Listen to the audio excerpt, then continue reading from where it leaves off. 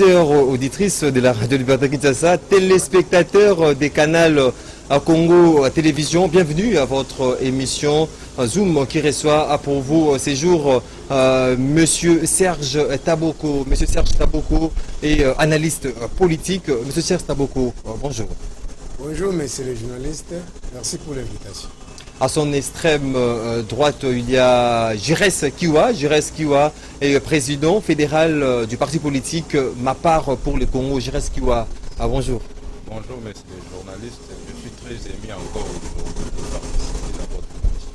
Mesdames et messieurs, fidèles téléspectateurs des canaux Congo Télévision, avec nos invités, nous aurons à passer des fonds à comble l'actualité dans notre beau et cher pays, la République démocratique du Congo. D'entrée de jeu, je commence avec Monsieur Serge Taboko. On en parle, ça continue à défrayer la chronique. À un certain moment, on avait essayé de zapper cette question sur les recensements en République démocratique du Congo avant de probables élections en République démocratique du Congo en 2023.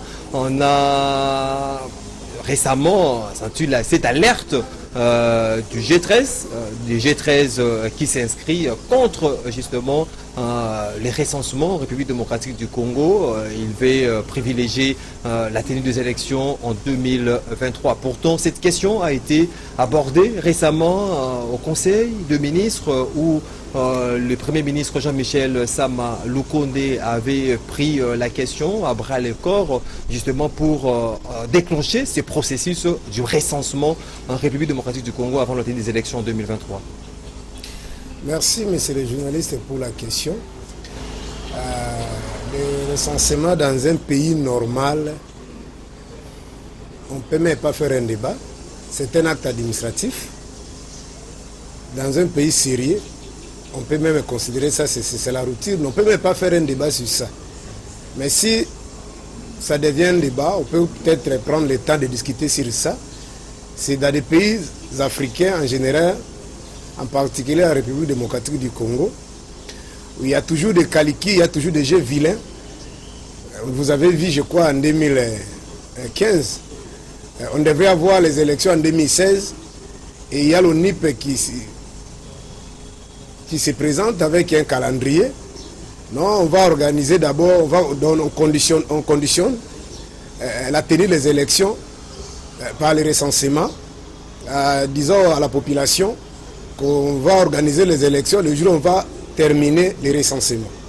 Et je crois que vous avez vu toutes les conséquences parce que l'ONIP nous disait à l'époque les recensements devraient avoir, je crois, si c'est 3 ans, si je ne m'abuse pas, c'est-à-dire on devrait déjà dépasser la date butoir constitutionnelle, c'est-à-dire 2016, pour organiser des élections après 2016.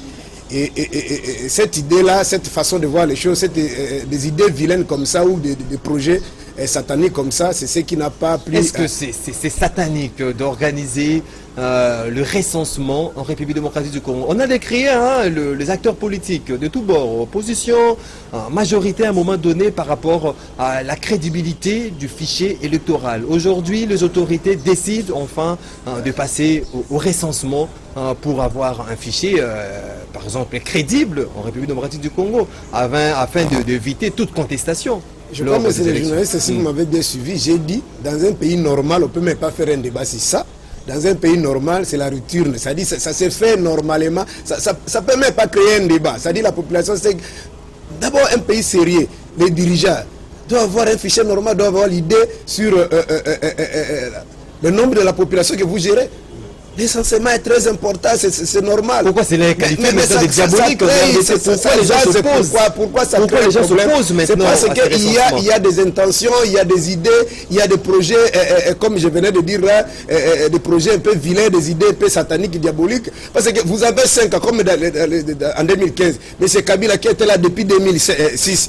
Il n'a pas le temps d'organiser les élections, les recensements. Et il attend à la fin de son mandat, une année avant les élections. Et il dit qu'il va organiser les élections. Mais là, on regarde là, la structure, là,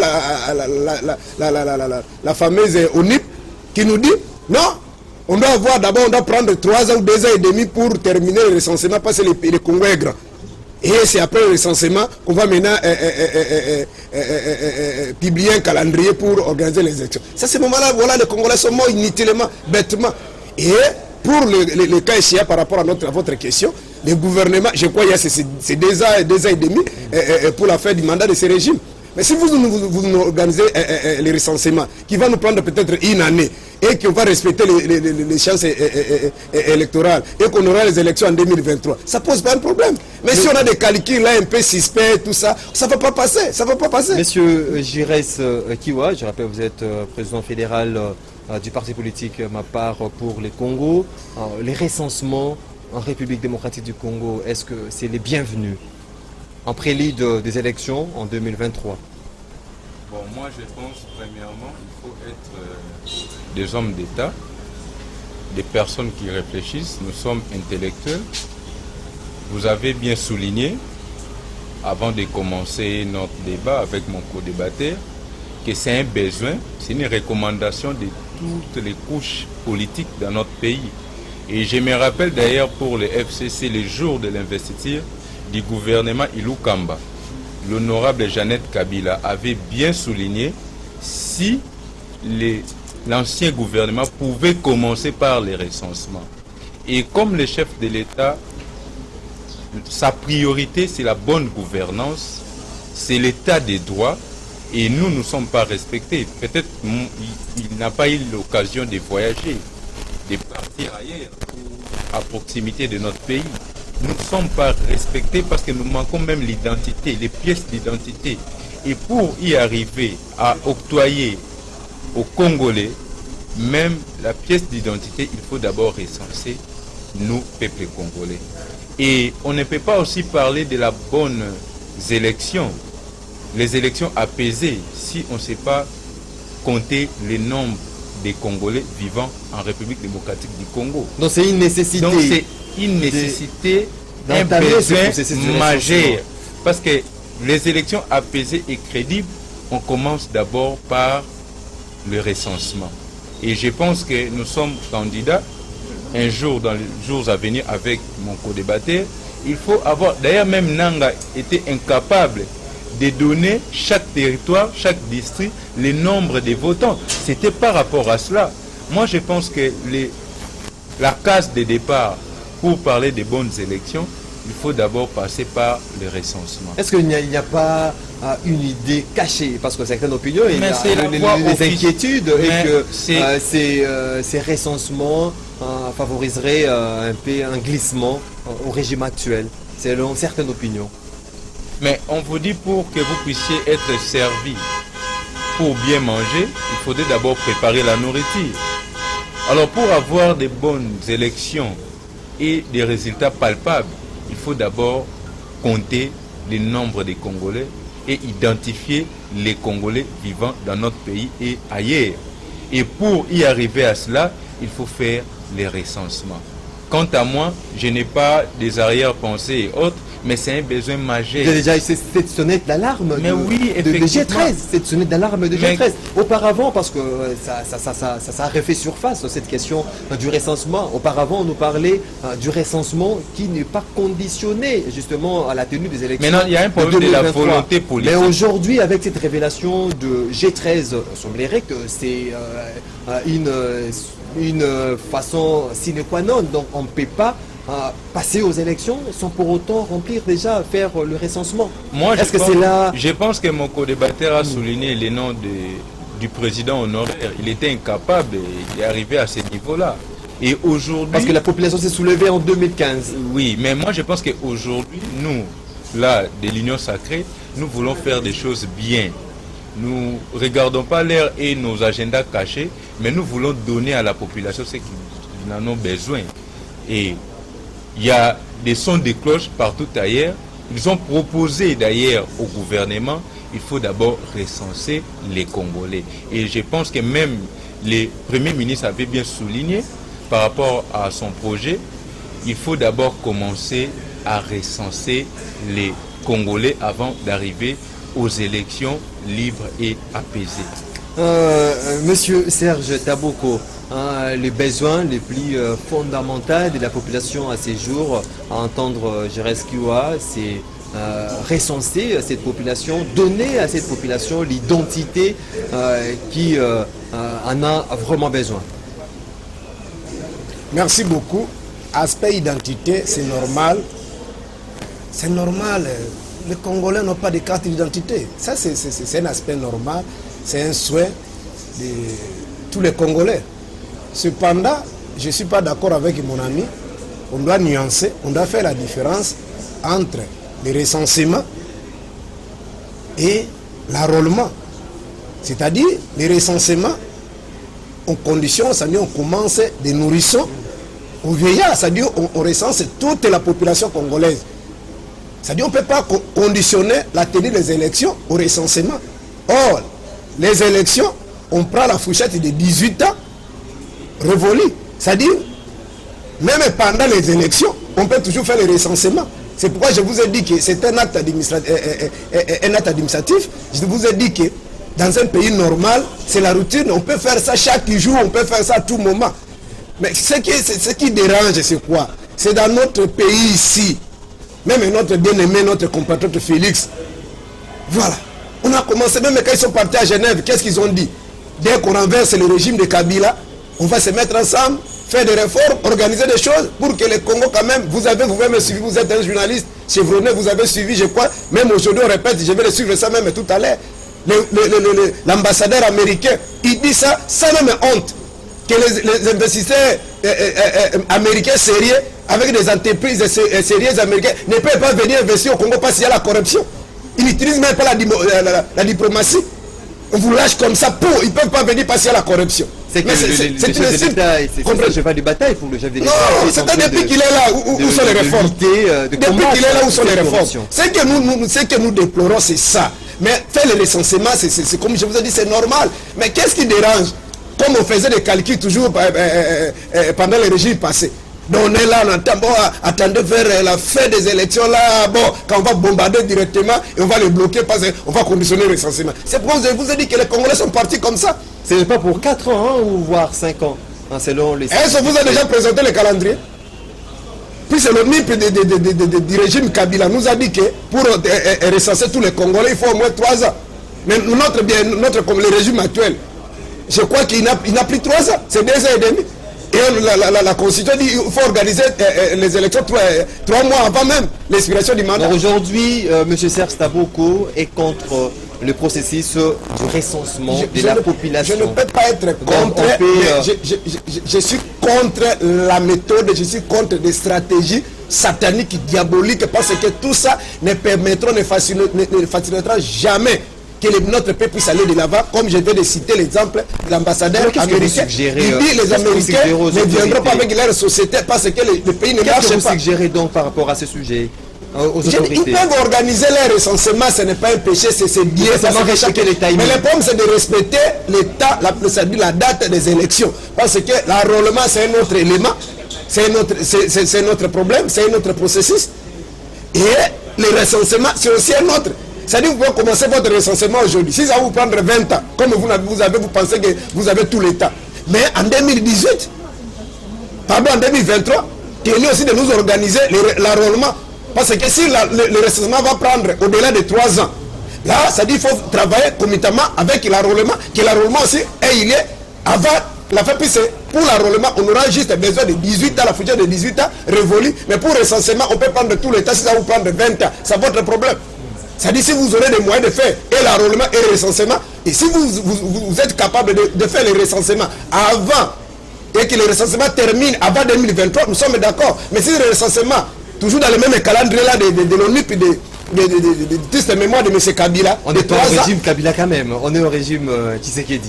C'est pourquoi je ne vais pas philosopher, je ne vais pas peut-être ceux qui disent là la haine ou bien tomber dans de mauvaises intentions. Mais la réalité c'est que nous sommes en train de voir. Apparemment c'est la continuité. Nous sommes en train de voir. Si c'était même Chadal là, on n'allait pas regretter. Nous sommes en train de regretter parce que c'est notre frère qui disait que dès qu'il dépasse au pouvoir, c'est un changement, il dépasse au pouvoir, c'est la pénance. Il il a Apparemment, dénoncé c'est de blocage entre membres c'est un de chef de coalition. l'État. Un chef de l'État. Un Un chef de l'État peut dénoncer les blocages. Est-ce que c'est encore le chef de l'État? Maintenant, le chef du quartier va dire il faut le chef de la rue. Jireskiwa, le respect des timings dans cette question du recensement. Est-ce que ça sera le cas?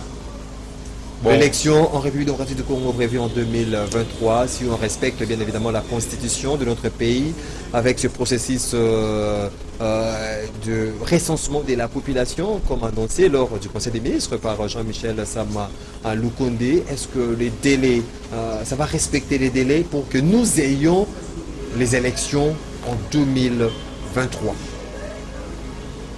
Bon, le chef de l'État a bien souligné sa vision qui prime à bord, c'est l'état des droits.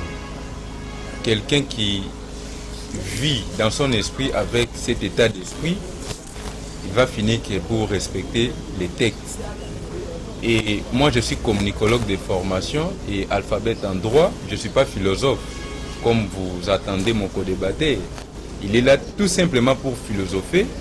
Et quand il donne des propositions, il n'est pas dedans de sa proposition. Votre recensement. C'est pourquoi d'ailleurs aujourd'hui, on parle de la congolité. C'est un besoin pour notre nation. Un besoin majeur. Quand on parle des élections, on doit sélectionner des 18 ans montants, mais ce sont des résultats statistiques. Mais pour parler d'un besoin communautaire, on ne peut pas faire la part des choses. On doit recenser tout le monde. Mais si les besoins pour les élections nous demandent un fichier statutaire de 18 ans montant, ça sera bénéfique pour nous.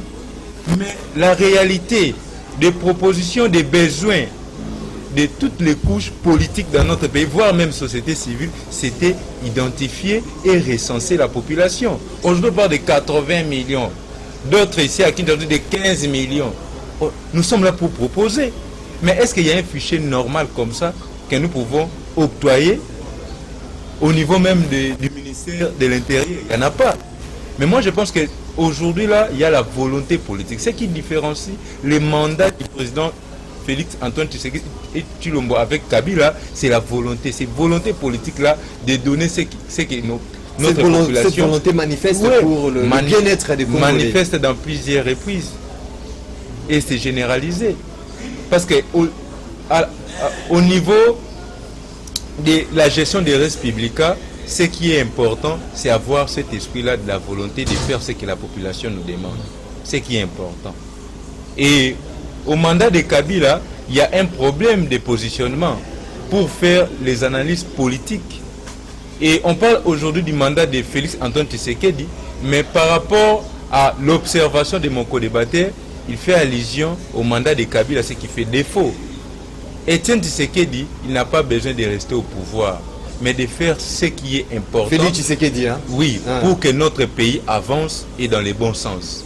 C'est pourquoi nous sommes là pour accompagner sa Ma part vision. pour les Congos, pour accompagner la vision du chef de l'État. Parlons-en à présent de cette question de désignation de membres de la CENI. Le calendrier est déjà connu. D'ici le 28 juillet, ça sera connu. Les animateurs de la CENI seront connus, bien évidemment, à l'issue des élections. Le calendrier a été déjà dévoilé par l'Assemblée nationale. Même l'ossature déjà connue à travers la nouvelle loi organique portant organisation et fonctionnement de la CENI qui nous propose 15 membres en raison des 6 pour la majorité, 4 pour l'opposition et 5 pour la société civile. Monsieur Serge Taboko, le train est déjà en marche pour la tenue des élections avec la désignation des membres de la CENI. Merci beaucoup. Avant de répondre à cette question, je rappelle à mon co-débatteur que l'état des droits, c'est juste le respect de la Constitution et des lois établies. Tout à fait. Je vous en prie. Oui. C'est-à-dire, l'état des droits, ce n'est pas un slogan. Lorsque vous ne parvenez pas à respecter la Constitution et les lois établies, ça ne s'appelle pas état des droits. Il faut chercher un autre mot. Et en plus, qui vous a interdit depuis 2018 que vous êtes là, janvier 2019 au pouvoir, qui vous a interdit d'organiser les recensements. Nous vous disons même aujourd'hui, organisez votre recensement, mais à condition que, avant les élections... que vous puissiez s'approprier de ces recensements. Il demande à ce que vous vous appropriez de ces recensements. C'est pourquoi je suis en train d'insinuer que ce sont des méthodes, des vieilles méthodes du régime passé. Vous avez dit qu'une année avant les élections... Est-ce que vous avez observé de mauvaises intentions auprès du président de la République? Vous aurez votre temps, mon frère, avec tout le respect. Quand vous parlez, je ne vous ai pas interrompu. Donc, juste à la fin du mandat, vous avez une année, et c'est par là que l'ONIP se présente avec son calendrier de 3 ans. C'est pourquoi les Congolais sont morts, mon frère. Vous étiez ici. Même celui qui est à mon côté ici, je ne sais pas, mais les Congolais sont morts. Vous comprenez? C'est-à-dire, on n'a pas de gens, je ne sais pas si vraiment être Congolais, c'est une malédiction. Et celui qui vient de l'opposition, où il y a eu beaucoup de Congolais qui ont sacrifié leur vie pour avoir un état sérieux. Vous avez le pouvoir, 5 ans, vous avez déjà, je crois d'ici là c'est 3 ans. Il vous reste presque 2 ans. Et vous voulez organiser, si dans votre calendrier que vous allez présenter, ça va nous prendre 12 mois, ou bien une année et demie. Nous vous applaudissons. Et nous sommes contents que nous ayons ces recensements et que chaque Congolais ait sa carte d'identité. Mais si vous allez faire des stratégies, comme je vous ai dit là, des stratégies diaboliques et de Kabila, ça ne va pas passer. Revenons-en sur la question des désignations des membres de la CENI. Processus déjà enclenché. Je réponds, et en plus le dernier élément, mon frère, on ne gère pas un État par la volonté. On gère un État lorsqu'on est en dehors du système. On est en dehors du pouvoir, on vient avec des idées, c'est-à-dire on appelle ça en politique le projet de société. Lorsque vous présentez votre projet de société, le projet de société est séduit ou est adopté par la population, on vous donne les mandats, vous transformez ça en programme, en temps, en espace. Vous dites que j'ai fait ça. Si je fais ça comme on fait partout ailleurs, on vous donne encore un second mandat. Mais vous dirigez le pays par les intentions. Les intentions, la volonté signifie quoi? Même à la maison, on peut dire, oh, j'ai la volonté d'aider mon foyer. Mais tu donnes rien à manger, tu fais rien. Tu fais pas la volonté. On ne gère pas le pays par la volonté. On pose des actes et des programmes. Ça, ils ont des intentions. Il y a comme un monsieur qui dit à Famodi Nalinga confort. Mais il donne rien. Il fait rien. Non. Alors, par rapport à ta question, il ne faut pas distraire les Congolais, dire que la volonté. Et la volonté signifie quoi? En entendant votre statut social change, les Congolais continuent à souffrir. Vous dites qu'il y a la volonté. Quelle est la volonté? Par rapport à quoi? Les sécuritaires à l'Est continuent. Tout ce que Kabila a laissé, rien ne bouge. Et vous parlez seulement de la volonté. De votre projet de société s'appelle la volonté. Donc, par rapport à ta question, mon frère, bon, c'est pourquoi j'ai déjà dit ici en amont que nous sommes dans la continuité. Parce que moi j'ai dit même en 2011, notre actuel président de la République et les autres ont marché parce qu'ils voulaient un sévère central propre. Parce qu'on disait que le sévère central de Koné de Ngoemulunda était corrompu. Dans la bouche de Tien Tshisekedi, même le président Félix il disait, ça comptait d'autres noms de Martin pour les autres. Vous avez vu, même quand on posait à Tien Tshisekedi la question, je crois dans les chaînes internationales, vous avez suivi. Mais vous allez aux élections, le fichier est corrompu.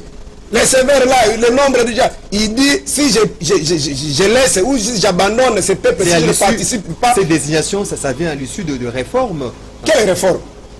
On a vidé comme l'autre là, j'ai suivi. Vous avez appelé à des réformes, il y a cette proposition de loi Lutundu là qui était débattue au niveau de l'Assemblée nationale. Les députés ont voté cela. Les députés promulgués par le chef de l'État. Aujourd'hui, le processus est enclenché. Merci, monsieur le journaliste. Les députés que nos amis de l'IDPS nous ont dit que ce sont des députés nommés. Et quand on a désigné Malonda ici, vous avez vu qu'il y a eu même les compatriotes de l'IDPS qui ont sacrifié, qui ont perdu leur vie. Parce qu'on ne pouvait pas croire que les réformes soient organisées ou soient faites au niveau de l'Assemblée. Ces gens, je crois que c'était Kabouya et Kaboun qui sont passés sur la chaîne, le plateau de votre confrère Israël Moutombo, dire que ces députés-là sont nommés. Vous comprenez? Maintenant, nos amis de...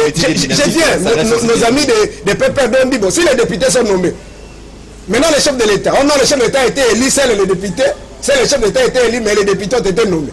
Vous comprenez? Maintenant, les députés nommés, ce sont eux qui vont faire des réformes. Vous avez vu même la stratégie des 13 parlementaires, il y avait les défauts. Donc vous êtes contre aussi ces processus? Nous sommes contre, mon frère. Pourquoi? Parce que la CENI Je ne sais pas si moi, je comprends mal la langue française. On dit la CENI, c'est une commission électorale indépendante. C'est contraire à ce que les professeurs de droit constitutionnel congolais dit. L'indépendance pose problème. Comment dans un match, mon frère, mais c'est les journalistes, même les Congolais qui nous suivent. Moi, je ne suis pas intelligent. Vous êtes des compétiteurs. La CENI, c'est une structure indépendante. C'est comme votre structure là, je crois l'article 212 qui parle de autorités des médias. Ce sont des structures à l'appui à la démocratie. Si c'est comme ça que le gouvernement, que les membres IDPS ou le gouvernement IDPS envoient aussi des délégués au niveau de l'autorité des médias, parce que ce sont des structures à l'appui à la démocratie. Comme entre autres la CENI. On a voulu qu'on ait une CENI indépendante, c'est-à-dire l'arbitre, pour arbitrer les compétiteurs. Comment toi-même tu es compétiteur, tu es l'équipe vite, vous avez un match contre Renaissance, mais vous dites que l'arbitre, les semaines, les jours de touche proviendront, une grande partie proviendront de vite. Vous venez de sous-même héros ici. Merci. Mais c'est quoi ça, ce pays-là? Merci beaucoup.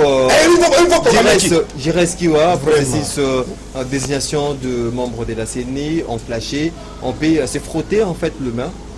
Bon, merci beaucoup. Excusez-moi de revenir un peu à ce que mon co-débatteur vient de souligner. Vous pouvez avoir un projet de société, mais si vous manquez la volonté politique, votre projet va tomber caduc. Et comme il a souligné par rapport au projet de société, je pense que les priorités des priorités du projet de société proposé par le Premier ministre Sama Lukonde à l'Assemblée nationale, la recensement ou les recensements faisaient partie des priorités. Donc ça fait partie du projet de société du nouveau gouvernement.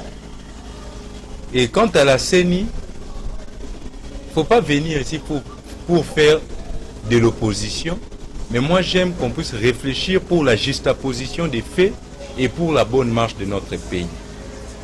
Et je peux faire la récapitulation en 2006. La composition du bureau de la CENI.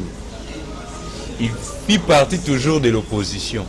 Est-ce que les résultats promulgués en l'an 2006, selon lui, c'était des bons résultats? C'était bureau indépendant. Et en 2011, la composante du bureau, les résultats, c'était acceptable par nos frères, toujours de l'opposition? Je dirais non. En l'an 2018, on n'avait pas cette loi. Est-ce que les résultats promulgués, c'était toujours acceptable par la communauté congolaise? Je dis non. Et le plus important pour moi, il faut arrêter avec ces débats. Il faut avoir la conscience, nous, peuple congolais. Peu importe nos positionnements, société civile, acteurs politiques, mais est-ce que nous avons les soucis pour l'émergence de notre pays, pour l'avancement de notre pays? J'ai eu le temps de lire cette loi. Et ce qui m'a motivé, c'est l'équilibre. On parle de 5 membres du bureau de la majorité au pouvoir. 6 membres. 6 membres. Oui. Et 5 membres de la société civile et 4 de l'opposition. Oui. Et donnons la chance par rapport à cette loi de voir si en 2023, nous aurions des bons résultats qui pourra apaiser notre pays, ce qui est important. Parce qu'il y avait des responsables des confessions religieuses. Est-ce qu'on avait des résultats qui a apaisé la population congolaise? Je dirais non. On a un problème d'hommes. Il faut que nous, peuple congolais, à un certain niveau, nous puissions avoir les soucis de la bonne marche de notre pays. Ce qui me préoccupe aujourd'hui, c'est ça. On peut mettre Jires, mon frère, à la tête de la CENI, mais c'est à nous de voir quel avenir que nous pouvons donner pour notre république. Votre mot de la fin, Jires Kiwa, et puis M. Serge Taboko va conclure. Mot de la fin, je dirais d'abord merci pour l'occasion. Mais le plus important, le chef de l'État a dit, peu importe votre clivage politique, c'est la vision de l'union sacrée, que chacun de nous puisse apporter sa contribution pour le changement de la République. Et c'est quelque chose qui est bénéfique pour nous tous. Donc chacun de nous doit apporter sa pierre à l'édifice pour la construction de notre pays. Tout à fait. Monsieur Serge Taboko. Bon, merci beaucoup. Je suis perdu. Si j'étais devant même les gens peut-être de PPRD, les gens qu'on qualifiait Kabila, je pouvais comprendre même de tels raisonnements. Mais ce que mon frère tentait de dire ici, il n'y a rien de congolais dans lui. Comment on peut dire, bon, avec beaucoup de respect que j'ai pour mes co-débatteurs ou les invités, je pouvais dire même d'autres choses. Il est congolais de père et de mère. Est-ce même quelqu'un qui a fait des écoles primaires peut dire que quand la majorité a 6, l'opposition a 5, la société civile 4, là c'est l'équilibre. L'équilibre c'est ça. L'autre a 6, l'autre a 5, l'autre a 4, là c'est l'équilibre. Oh, l'équilibre c'est 5 et 5. Si moi je suis pas non, je vous ai fait la récapitulation en 2006. Je vous en prie. On signale qu'il n'y a plus le temps. La société civile, mais c'est pas ça le débat. C'est pas ça le débat. Parce qu'on nous coupe ici, on est presque à la fin de l'émission. Sinon, j'allais te démontrer noir et si blanc. Vous comprenez? Donc, le problème, c'est que nous voulons que cette CENI-là soit indépendante et que nous restons des compétiteurs. Nous venons avec quoi? Le même... Non, c'est-à-dire, chacun vient déposer sa candidature. Comprenez? Restez, vous avez des entreprises publiques, vous avez le gouvernement, c'est-à-dire avec tous les droits, tous les privilèges. Parce qu'il y aura aussi des opposants, il y aura aussi des indépendants. Maintenant, un candidat indépendant, lui va mettre qui là-bas pour assurer ses voix.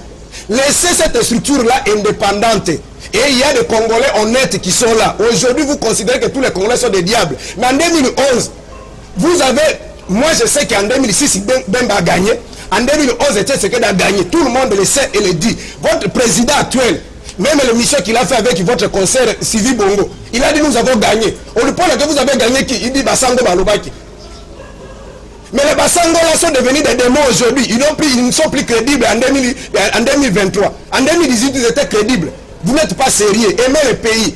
C'est la CENI, on dit une commission électorale indépendante. Mettez ça indépendante. Si vous croyez que vous allez en force, Kabila a fait ça, Mobutu a fait ça, mais vous avez vu les sorts.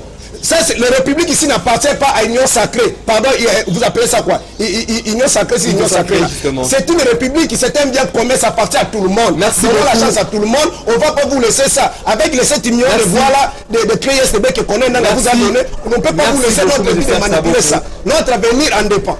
Mesdames et messieurs, fidèles téléspectateurs de Canal Congo Télévision, c'est par ici que nous mettons un terme à cette émission Zoom qu'on a eu le réel plaisir de recevoir pour vos séjours Monsieur Giresse Kiwa. Giresse Kiwa est président fédéral de ma part pour le Congo, MPC. Je vous dis merci, Giresse Kiwa. À moi de vous remercier. Monsieur Serge Taboko, analyste politique, merci pour le temps disposé. Merci beaucoup, je m'excuse, c'est moi Congolais, quand on crie comme ça, c'est la douleur, c'est le patriotisme, l'essence d'aimer le pays. Vous étiez... La manière dont nous sommes sacrifiés. Nous sommes une génération sacrifiée. Vous étiez nombreux à suivre cette émission. Je vous dis merci de votre attention soutenue. Vous avez bénéficié bien évidemment des réflexions pointues de nos invités, Giresse Kiwa et Serge Taboko. Je vous retrouve la semaine prochaine pour un autre numéro de votre émission réalisée par Moro Djambé, Christian Banjo était du côté de la régie, Olivier Lomwango à la prise de vue. Je vous retrouve la semaine prochaine pour notre numéro. D'ici là, portez-vous bien. Les programmes continuent sur Canal Congo Télévision. Au revoir. Congo.